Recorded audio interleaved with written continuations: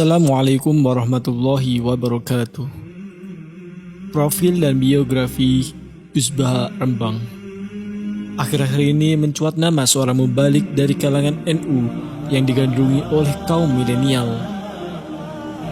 Bukan hanya mubalik, Kiai Haji Ahmad Baudi Nur Salim Al-Hafiz atau yang lebih akrab dipanggil Gus Baha bisa dibilang ilmuannya sudah sampai ke tingkat ulama.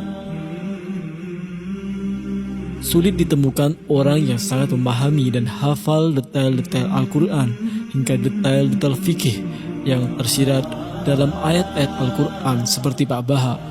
Demikian kata Profesor Quraisy Shihab. Gus Baha memang idola banyak orang. Walaupun namanya sudah dikenal khalayak luas, akan tetapi kesederhanaan beliau tidak banyak berubah. Penampilan beliau yang apa adanya dengan kopiah hitam, kemeja putih, dan sarung menjadi ciri khas beliau. Berikut ini merupakan pembahasan selengkapnya mengenai profil dan biografi Gus Baha Rembang.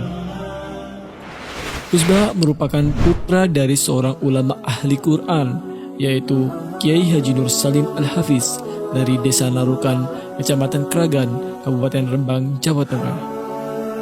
Kiai Haji Nur Salim adalah murid dari Kiai Haji Arwani Al-Hafiz Kudus dan Kiai Haji Abdullah Salam Al-Hafiz Pati. Beliau lahir pada tanggal 15 Maret 1970 Masehi atau 7 Muharram 1390 Hijriah. Jika dirunut dari silsilah keluarga ayah beliau, inilah terhitung dari buyut beliau hingga generasi keempat, kini merupakan ulama-ulama ahli Al-Quran yang handal. Silsilah keluarga dari garis ibu beliau merupakan silsilah keluarga besar ulama Lasem, yaitu dari Bani Mbah Abdul Rahman Ba'asiban atau Mbah Sambu yang besarnya ada di area Masjid Jami Lasem, sekitar setengah jam perjalanan dari pusat kota Rembang. Pendidikan Gus Baha. Pada waktu kecil, Gus Baha mulai menempuh gembelengan keilmuan dan hafalan Al-Quran di bawah asuhan ayahnya sendiri. Pada usia yang masih sangat belia, beliau telah menghatamkan Al-Quran beserta qiraahnya dengan lisensi yang ketat dari ayah beliau. Memang, karakteristik bacaan dari murid-murid Mbah Arwani menerapkan keketatan dalam tajwid dan makhrajul huruf. Menginjak di usia remaja, Kiai Nur Salim menitipkan Gus Baha untuk mondok dan berkhidmah kepada Syekhona Kiai Haji Maimun Subair di Pondok Pesantren Al-Anwar Karangmangu, Sarang Rembang, sekitar 10 km arah timur Narukan. Di Pondok Pesantren Al-Anwar inilah beliau terlihat sangat menonjol dalam ilmu syariat seperti fikih, hadis, dan tafsir. Dalam riwayat pendidikan, dari kecil hingga beliau menjadi pengasuh pesantren warisan ayahnya, Gus Baha hanya mengenyam pendidikan pesantren dari ayahnya sendiri dan pesantren Al-Anwar asuhan Mbah Mun. Selain mengasuh pondok pesantren, Gus Baha juga mengajar di Lembaga Tafsir Al-Quran Universitas Islam Indonesia UII Yogyakarta dan juga diminta mengasuh pengajian tafsir Al-Quran di Bojonegoro. Di UII, beliau adalah ketua tim Lajnah Musyab UII. Timnya terdiri dari para profesor, doktor, dan ahli-ahli Al-Quran dari seantero Indonesia seperti Profesor Dr. Quraisy Shihab, Profesor Zaini Dahlan, Profesor Sohib, dan para anggota Dewan Tafsir Nasional yang lain.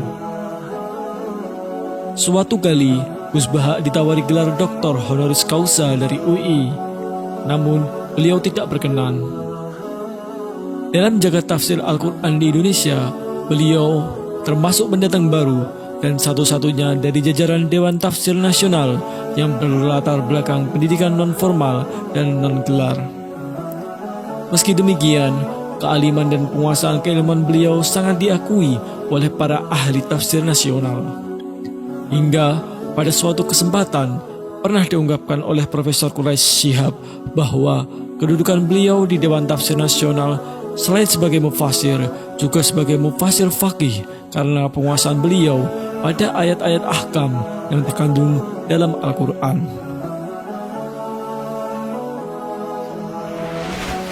Keluarga sederhana Gus Baha. Setelah menyelesaikan pendidikan pesantrennya di Sarang, Gus Baha kemudian menikah dengan seorang anak kiai yang bernama Ningwinda, pilihan pamannya dari keluarga Pondok Pesantren Sidogiri, Pasuruan, Jawa Timur. Terdapat cerita menarik pada pernikahan beliau. Sebelum lamaran berlangsung, Gus Baha terlebih dahulu menemui calon mertuanya dan mengutarakan sesuatu. Beliau mengutarakan bahwa kehidupan beliau bukanlah model kehidupan yang glamor, melainkan kehidupan yang sederhana. Beliau berusaha untuk meyakinkan calon mertuanya untuk berpikir ulang atas rencana pernikahan tersebut. Tentu, maksud beliau agar calon mertuanya tidak kecewa di kemudian hari. Namun, calon mertuanya saat itu hanya tersenyum dan hanya mengatakan, "Klop alias sami mawon, kalih kulo, sama saja dengan saya." Kesederhanaan Gus Baha tersebut terbukti saat beliau berangkat ke Pondok Pesantren Sidogiri untuk melangsungkan upacara akad nikah yang telah ditentukan waktunya. Gus Baha berangkat sendirian ke Pasuruan dengan menaiki bus kelas ekonomi. Kesederhanaan beliau bukanlah sebuah kebetulan, akan tetapi merupakan hasil didikan ayahnya semenjak kecil. Setelah menikah, Gus Baha mencoba untuk hidup mandiri dengan keluarga barunya. Selanjutnya, Gus Baha dan keluarga pindah dan menetap di Yogyakarta. Selama di Yogyakarta, beliau menyewa sebuah rumah untuk ditempati keluarga kecilnya. Semenjak Gus Baha menetap di Yogyakarta, banyak santri-santri beliau dari Karangmangu Sarang yang merasa kehilangan. Hingga pada akhirnya, beberapa dari mereka menyusul Gus Baha ke Yogyakarta dan patungan untuk menyewa rumah di dekat rumah beliau.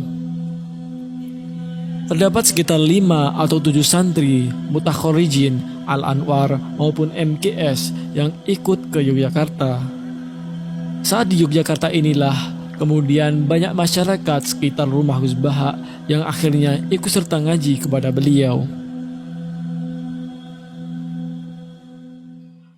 Pada tahun 2020, Gus Baha mendapatkan penghargaan sebagai Dai of the Year dari Asosiasi Daiyah Indonesia, yaitu sebagai dai moderat dan berwawasan wasatiyah. Itulah secuil biografi dari Gus Baha atau Kiai Haji Baudin Nur Salim dari Rembang, Jawa Tengah. Semoga kealiman dan kesederhanaan beliau dapat menginspirasi kita semua. Amin. Sekian, wassalamualaikum warahmatullahi wabarakatuh.